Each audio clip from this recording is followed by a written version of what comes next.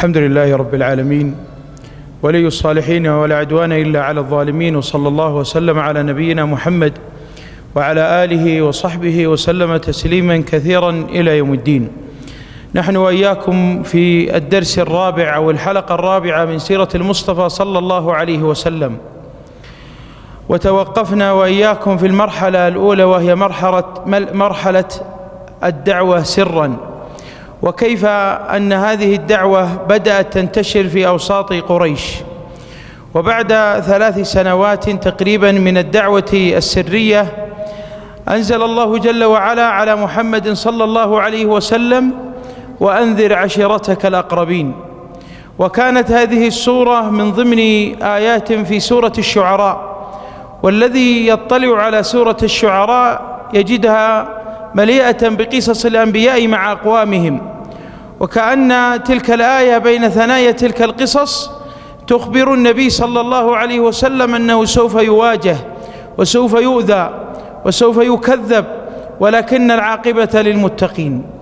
لما أنزلت هذه الآية على النبي صلى الله عليه وسلم ذهب صلى الله عليه وسلم وجمع قومه وأقرباءه القريبين منه، ثم بدأ يتكلم أعمامه، فتكلم أبو لهب وقال: بما تريد؟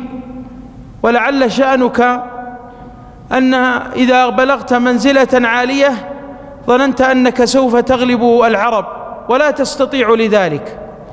ثم قال آخر: تكلم يا محمد، ماذا تريد؟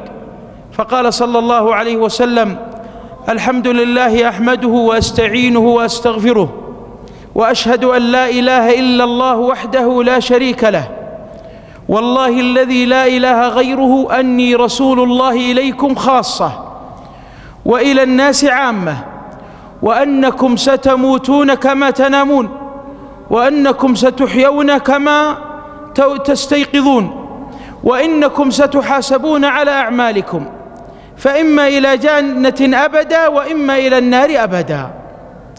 فتكلم عمه أبو طالب وقال: والله إنه لأحب إلي في اتباعك، ولكنني أرغب في دين عبد المطلب، ولكن سأنصرك حتى تبلغ ما تريد. فكان بداية لإعلان عمه أبو طالب نصرة محمد صلى الله عليه وسلم، ثم افترقوا على ذلك.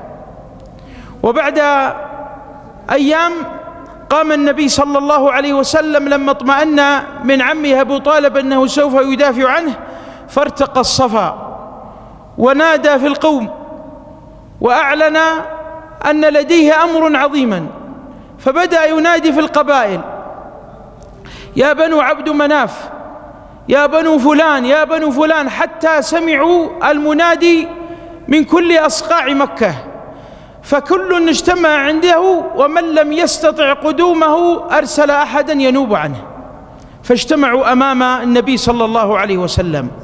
فقال عليه الصلاة والسلام: لو أنني أخبرتكم بخيل تغزوكم خلف هذا الوادي أو مكذبي، قالوا: ما عهدنا عليك كذبا. قال صلى الله عليه وسلم: فإنني نذير لكم بين يدي عذاب شديد. فقام عمه أبو طالب قاتله الله وقال: تبا لك، ألهذا جمعتنا؟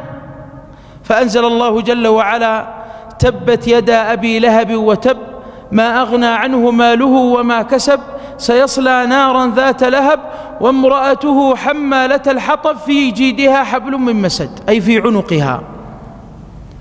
فوصل الخبر إلى هند زوجة أبو لهب، وبدأت تبحث عن محمد صلى الله عليه وسلم، وفي يدها فهر، صخرة عظيمة. ثم التقت بأبو بكر، وكان بجواره النبي عليه الصلاة والسلام، وقالت: سمعت أن محمدا يسبنا ويؤذينا، والله لو رأيته لرميته بهذا الفهر. ثم ولت، فقال أبو بكر لرسول الله صلى الله عليه وسلم: ألم ترنا؟ قال: إن الله قد أعمى بصرها. ثم بعد هذا الموقف من النبي صلى الله عليه وسلم بدأ إعلان المواجهة، وبدأ النبي صلى الله عليه وسلم ينتقل من مرحلة إلى أقوى، ومن مرحلة الدعوة سرا إلى جهرا، ومن الدعوة للتوحيد إلى الدعوة إلى نبذ الشرك والأصنام والرذائل التي كانوا يعيشون عليها. وفي هذا الموقف بدأ كفار قريش يواجهون النبي صلى الله عليه وسلم، وبدأوا يؤذونه عليه الصلاة والسلام. فلما قرب الحج ولم يكن منادات النبي صلى الله عليه وسلم على الصفا قبل الحج إلا بأشهر، فاجتمع كفار قريش وقالوا: كيف نواجه دعوة هذا الرجل صلى الله عليه وسلم؟ فقالوا وهم يتشاورون: لعلنا نعلن بأنه مجنون. قالوا: والله ما هم بمجنون. قالوا: نعلن أنه كاهن. قالوا: نعرف الكهنة وأفعالهم، ليس بكاهن. قالوا: نعلن بأنه كذا وكذا، يريد منصبا أو جاها أو مكانة عند الناس. ثم بعد ذلك كان من بينهم أحد قال: ليس ذلك كله، فامكثوا مليا، يعني انتظروا حتى نفكر ماذا نقول. ثم قال: إنه لساحر، فهو إذا يسحر فيفرق بين المرأة وزوجها وبين الابن وأبيه، وهم كذبوا وهم صدقوا وهم كاذبون، لأن حينما يسلم من يسلم فلا يعاشر الكافر نهائيا إلا فيما وجب عليه. فلما قدم الحجاج بدأ النبي صلى الله عليه وسلم يزور القبائل ويخبرهم عن الإسلام، فإذا بعمه أبو لهب قاتله الله يدركه في كل مكان ويقول: أنا هذا ابن أخي وأعرفه، فهو كاذب. فكان بعض القبائل إذا سمعت كلام أبو لهب قالوا: هو أعرف بصاحبه، اتركوه. وكان بعض الروايات أنه يأخذ الحجارة ويرمي النبي صلى الله عليه وسلم فتدمى قدميه صلى الله عليه وسلم. بعد ذلك أيها الأحبة، في السنتين الرابعة والخامسة التي بعد مرحلة السر الدعوة السرية حصلت هناك مواجهات وطرق من كفار قريش للنبي صلى الله عليه وسلم والصحابة. من هذه الأساليب والطرق تشويه أو السخرية، أولا السخرية والاستهزاء، يستهزئون بالنبي صلى الله عليه وسلم وبالشعائر وبما يفعلون. ويقول الله جل وعلا: وإن يكاد الذين كفروا ليزلقونك بأبصارهم لما سمعوا الذكر ويقولون إنه لمجنون. كذلك من القضايا تشويه التعليم وإثارة الشبهات، وقالوا: أساطير الأولين اكتتبها فهي تملى عليه بكرة وأصيلا، أي يشبهون ما يقوله النبي صلى الله عليه وسلم بأخبار السابقين والسالفين من الأمم. كذلك معارضتهم بقصص السابقين وأساطير الأكاذيب التي يروونها من كسرى والروم في أخبارهم لكي يزاحموا، أي يظنون أن هذه الأحداث التي يرويها النبي صلى الله عليه وسلم والآيات اللي يرويها عن القصص أنها فيها شيء من الكذب أو شيء من الخيالات ينبغي مواجهتها بنفس ما يذكر النبي صلى الله عليه وسلم. حتى أن النضر بن الحارث ذهب إلى الفرس والروم يأخذ من أخبارهم ثم عاد عندهم ويخبرهم في أماكن وجلوس النبي صلى الله عليه وسلم عن أخبار تلك الأمم، يظن بأنه سوف يأتي بما يأتي به النبي صلى الله عليه وسلم. بعد ذلك وصلت بهم الحال إلى المساومة، أي يساومون النبي صلى الله عليه وسلم على الدين، فقالوا: تعبد آلهتنا سنة ونعبد آلهتك سنة.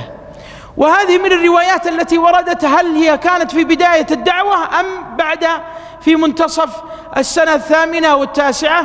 ومن المفسرون من قال أنها وردت موقفين وأن النزول واحد، فنزلت سورة الكافرون لتبين هذه الحال، ونزلت أو أخبر بها النبي صلى الله عليه وسلم مرة أخرى في موقع آخر حينما ساوم كفار قريش النبي صلى الله عليه وسلم. فكانت المساومة أن يعبدون آلهة محمد سنة ويعبد محمد صلى الله عليه وسلم آلهتهم سنة. فأنزل الله جل وعلا: قل يا أيها الكافرون لا أعبد ما تعبدون ولا أنتم عابدون ما أعبد ولا أنا عابد ما عبدتم ولا أنتم عابدون ما أعبد لكم دينكم ولي دين. ففصل الله جل وعلا القضية، لا يتفقون على طريق واحد أبدا، الإسلام هو الوحيد وهو الحل. بعد ذلك أيها الأحبة انتقل كفار قريش قاتلهم الله من مرحلة المساومة والمواجهة والاستهزاء والسخرية إلى مرحلة التعذيب والمواجهة المباشرة. وانظروا إلى المراحل، النبي صلى الله عليه وسلم بدأ ينتقل المرحلة الأخرى، فبدأ كذلك يواجهون النبي صلى الله عليه وسلم. فبدأت القضية الأولى أيها الأحبة أن المستضعفين من الموالي والضعفاء كانوا عند أهاليهم يستضعفونهم ويعذبونهم، والقصص في ذلك كثيرة، منها قصة بلال رضي الله عنه مع أمية بن خلف، كان يأخذه في رمضاء مكة ويطرحه على شدة الحر ويرمي عليه الحجر العظيمة ويعذبونه، يربطون في رقبته حبل ويجعلون الصبيان يجرون في سكك مكة، عذبوها شد تعذيب. وبينما هو في هذا التعذيب إذ يقولون مع المساومة أن فقط اثني على آلهتنا، يعني ما نريد بس تسب محمد، خلاص لا تسبه، اثني على آلهتنا. فلم يرد عليهم إلا بشيء واحد: أحد. حتى جاء أبو بكر رضي الله عنه وقال: ينجيك الله الواحد الأحد، بكم تبيعني؟ قال: خذه وأعطيك مالا. يقول أبي متخاف، قال: لو طلبت أموال الدنيا لا أعطيتك. ثم اشتراه بدراهم، قيل ب7 دراهم، واشترى بلال ثم اعتقه. كذلك أسرة آل عمار، حينما يقول النبي صلى الله عليه وسلم: صبرا آل عمار فإن موعدكم الجنة. أبو جهل قاتله الله كان مر عليهم، فلما علم أنهم أسلموا أخذوا عمار بن ياسر وعذبوه وأهانوه وجروه في مكة. ثم قاتل الله ذلك الرجل البغيض أبو جهل، فأخذ رمحا في يده فضرب بها أم عمار في قبرها حتى ماتت، فكانت أول شهيدة في الإسلام.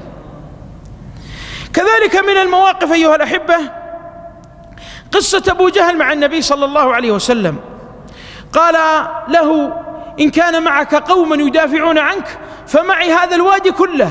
فأنزل الله جل وعلا: فليدعو ناديه سندعو الزبانية كلا لا تطعه واسجد واقترب. يعني مهما دعا فسوف ينصرك الله بزبانية غلاظ شداد من الملائكة. ثم في موقف آخر كان مع أصحابه فقال: والله لئن سجد محمد ليطأن قدمه على رقبته.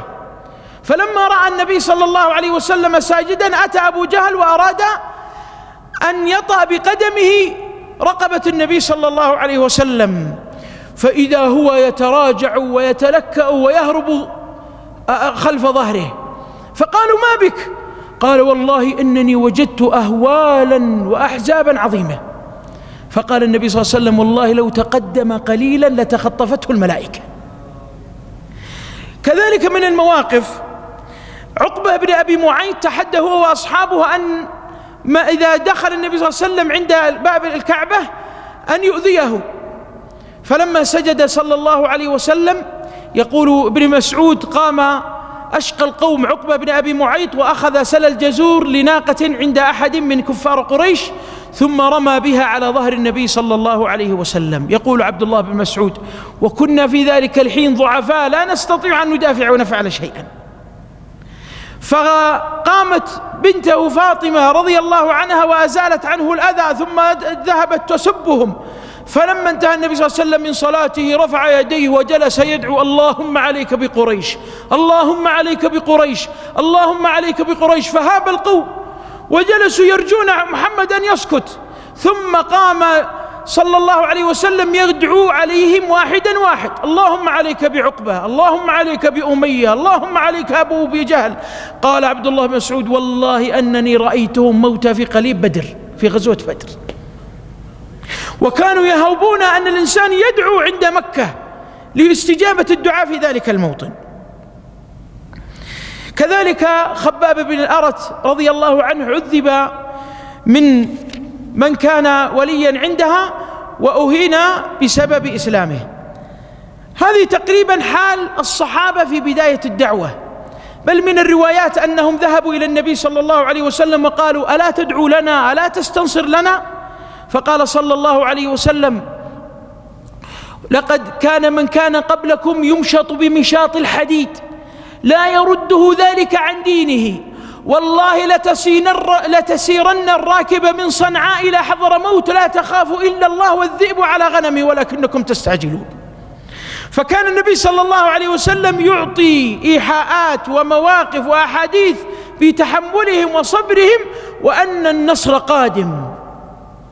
في هذا الموطن كان للصحابة، وأختم بهذا الموقف، كان للصحابة بيت يجتمعون فيه وهو بيت الأرقم بن أبي الأرقم، وكان شابا عمره ما يتجاوز 15 من عمره، وكان منزله في بيت الصفا، وحينما يشتد عليهم الأزمات يجتمعون حول النبي صلى الله عليه وسلم في بيت الأرقم فيوصيهم ويجلس معهم صلى الله عليه وسلم ويسليهم بكتاب الله جل وعلا، ويسمعون من النبي الأحاديث وآيات الله جل وعلا تتنزل عليه، فتثبت قلوبهم ويطمئنون ويسعدون وينتظرون من الله الفرج. ولذا أقول أيها الأحبة، إذا ابتلى الإنسان في دينه بشيء فلا يظن أنه هو الأول أو يظن أنه هو الأخير، فالنبي صلى الله عليه وسلم انظروا ماذا فعل به، أوذي عليه الصلاة والسلام، بل قتلت أم عمار بسبب إسلامها رضي الله عنها، بل انظر إلى بلال، بل انظر إلى عمار بن ياسر، بل انظر إلى مصعب بن عمير حينما حرمته أمه من الطعام واللباس وكان من تجار قريش، بل كان إذا مر مصعب بن عمير من مكان من طريق علموا أن مصعب مر من هنا لما يجدون من الرائحة الزكية التي كان يتعطر بها. ثم قصته في المدينة لما أرادوا أن يكفنوه فإذا غطوا قدماه بدت رأسه، وإذا غطوا رأسه بدت قدماه رضي الله عنه، وقصته سوف تمر علينا. لذا أقول أيها الأحبة، النصر لهذا الدين مهما طال الزمان ومهما قصر، والدين قد يضعف وقد يستكن وقد يصاب ولكنه لا يموت، وإذا انخمد في موطن بعث في موطن آخر، وإن تتولوا يستبدل قوما غيركم ثم لا يكونوا أمثالكم. وهذا من أعظم الدروس التي كان النبي صلى الله عليه وسلم يربي صحابته عليه. النصر قادم، والله ليصيرن الراكب من صنعاء ولكنكم تستعجلون. والنبي صلى الله عليه وسلم حينما في غزوة الخندق يذكر مواقف عظيمة: والله إنني لأرى القصور الحمر في بلاد الشام، والله إنني أرى أبواب صنعاء. ولذا أقول أيها الأحبة، دين الله منصور في كل زمان وفي كل مكان. أسأل الله جل وعلا ينصر أمة محمد، وأن يبلغنا وإياكم الهدى والتقى والعفاف والغنى، وأن يتقبل منا ومنكم، وصلى الله وسلم على نبينا محمد.